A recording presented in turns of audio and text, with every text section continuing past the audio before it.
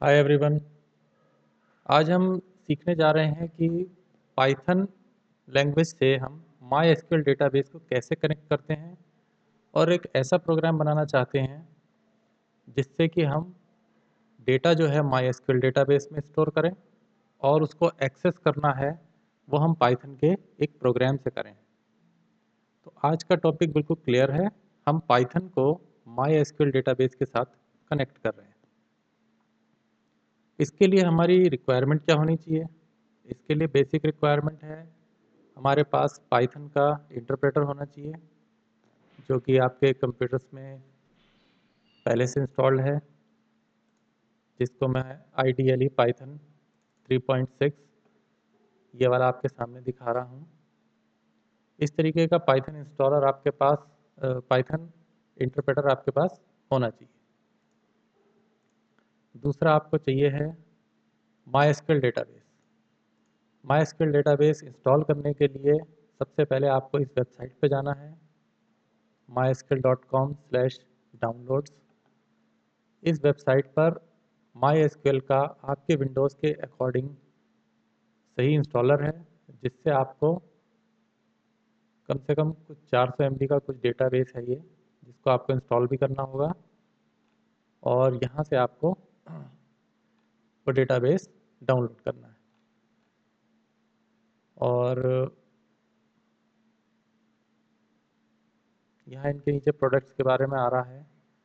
हमने चाहिए है माई डेटाबेस का कम्युनिटी एडिशन।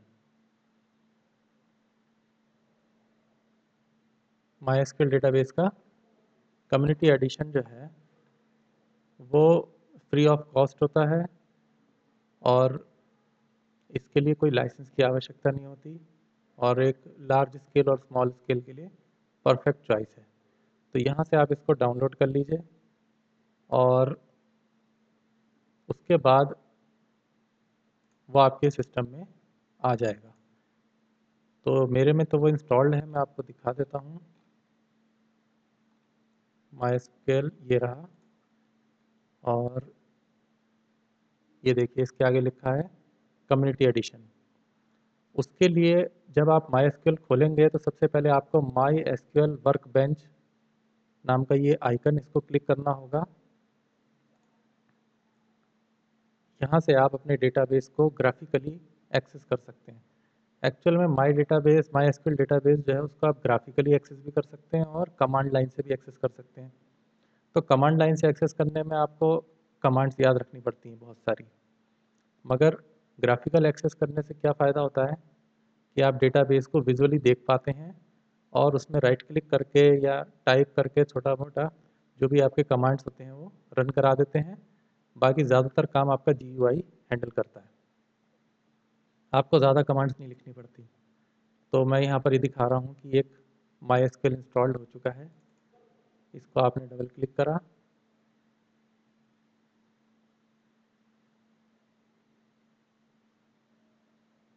ये सब डेटाबेसेस जो होते हैं ये बहुत ज़्यादा मेमोरी कंज्यूम करते हैं और बहुत अच्छे कंप्यूटर्स में ही फास्ट चल पाते हैं।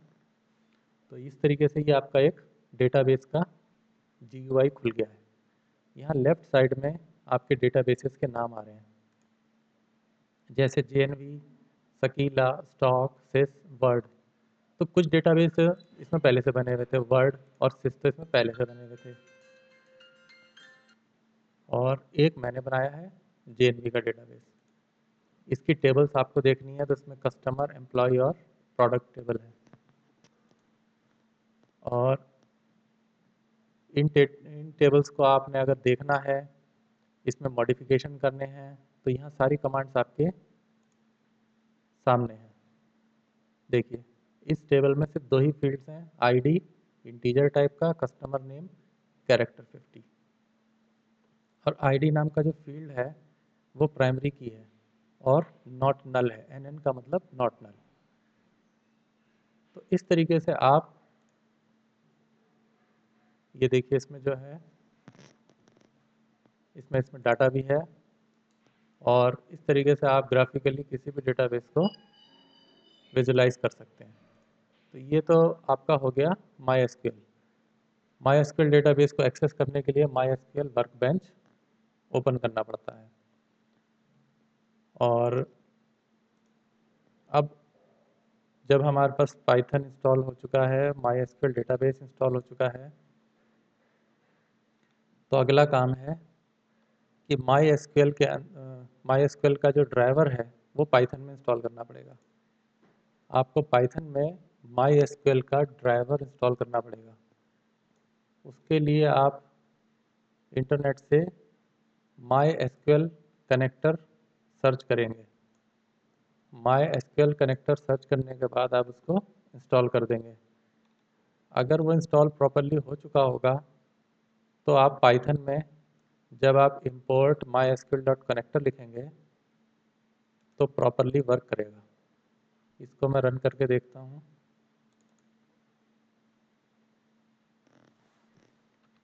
ये पाइथन इंटरप्रेटर आपके सामने है। ये देखिए, ये कमांड लिखने के बाद कोई एरर नहीं आया, तो इसका मतलब उसने इस कमांड को एक्सेप्ट कर लिया है, यानी कि यहाँ पर MySQL कनेक्टर इंस्टॉल्ड है। तो अब तक हमने 3 काम कर लिए हैं। पहला तो पाइथन इंटरप्रेटर इंस्टॉल कर लिया है, वो पहले से ही आपके लैपटॉप में होगा। दूसरा, आपने MySQL डेटाबेस इंस्टॉल कर लिया है इस वेबसाइट से, mysql.com से, कम्युनिटी एडिशन। और तीसरा, आपने MySQL कनेक्टर इंस्टॉल करना है। इसको आप गूगल से सर्च कर लीजिएगा और इंस्टॉल कर लेना है। उसके बाद आपने पाइथन में इंपोर्ट करना है mysql.connector। जैसे हम इंपोर्ट करते थे मैथ लाइब्रेरी को, इसी तरह से हम इंपोर्ट करेंगे mysql.connector को। तो इससे ये पता चल जाएगा कि आपका MySQL कनेक्टर प्रॉपरली इंस्टॉल्ड है या नहीं। जब आपका ये प्रॉपरली इंस्टॉल्ड हो चुका होगा तब आप कोई भी प्रोग्राम बना सकते हैं जो पाइथन में लिखा होगा और वो MySQL डेटाबेस से कनेक्ट होके आंसर देगा। किसी भी डेटाबेस के लिए रिक्वायरमेंट क्या क्या होती हैं? एक डेटाबेस से कनेक्ट होने के लिए आपको डेटाबेस का नाम पता होना चाहिए, दूसरा यूज़र नेम पता होना चाहिए, और तीसरा पासवर्ड पता होना चाहिए। और अगर डेटाबेस आपके लोकल कंप्यूटर में इंस्टॉल्ड है तो उसको हम कहते हैं लोकल होस्ट। अगर डेटाबेस किसी एक्सटर्नल कंप्यूटर में इंस्टॉल्ड है तो उसका आईपी एड्रेस चाहिए होता है। क्योंकि MySQL database is a centralised database, यानी आप उसको एक सर्वर पे इंस्टॉल कर देते हैं और वहाँ से आप उसको कनेक्ट कर सकते हैं। तो उस सर्वर का आईपी एड्रेस चाहिए होगा जहाँ पर MySQL इंस्टॉल्ड है। अदरवाइज अगर वो आपके कंप्यूटर में इंस्टॉल्ड है तो आपको उसका एड्रेस नहीं चाहिए, सिर्फ लोकल होस्ट लिख के काम चल जाएगा।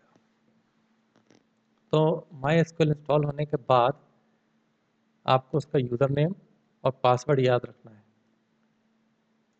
क्योंकि कोई भी डेटाबेस डायरेक्ट एक्सेस नहीं होता है, बिना यूज़र नेम पासवर्ड के वो एक्सेस नहीं हो पाता है।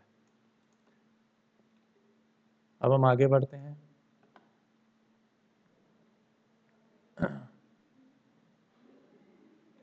अब आता है कि अगर आपका उसमें कोई डेटाबेस पहले से बना है तब तो आप उसे ओपन कर सकते हैं, और अगर उसमें पहले से कोई डेटाबेस तैयार नहीं है तो आप उसमें एक नया डेटाबेस बना सकते हैं। नया डेटाबेस बनाने के लिए आपको सबसे पहले क्या करना है, import mysql.connector करना है, और उसके बाद mysql.connector.connect से डेटाबेस को कनेक्ट करना है। उसके बाद mydb.cursor से कर्सर ओपन करना है।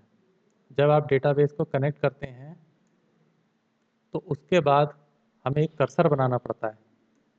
जब आपने कनेक्ट की कमांड दी तो इसने अपना आंसर mydb को दिया। mydb के अंदर कर्सर नाम का एक फंक्शन होता है जिससे कर्सर बनता है, और उस कर्सर पे एग्जीक्यूट कमांड चलानी होती है क्रिएट डेटाबेस नाम की। तो माई डेटाबेस नाम का एक नया डेटाबेस आपके लिए तैयार हो जाएगा, जैसा कि मैंने एग्जाम्पल में आपको दिखाया भी था। JNV नाम का डेटाबेस बनाया था हमने। तो इस तरीके से आपने अभी तक डेटाबेस बनाना देख लिया है और कनेक्टर से डेटाबेस को कनेक्ट करना देख लिया है। अब टेबल कैसे बनानी है? प्रोसीजर वही रहेगा, इंपोर्ट करना है mysql डॉट कनेक्टर, उसके बाद आपने करना है कनेक्ट की कमांड, कर्सर ओपन करना है और एग्जीक्यूट कमांड में क्रिएट टेबल चलाना है।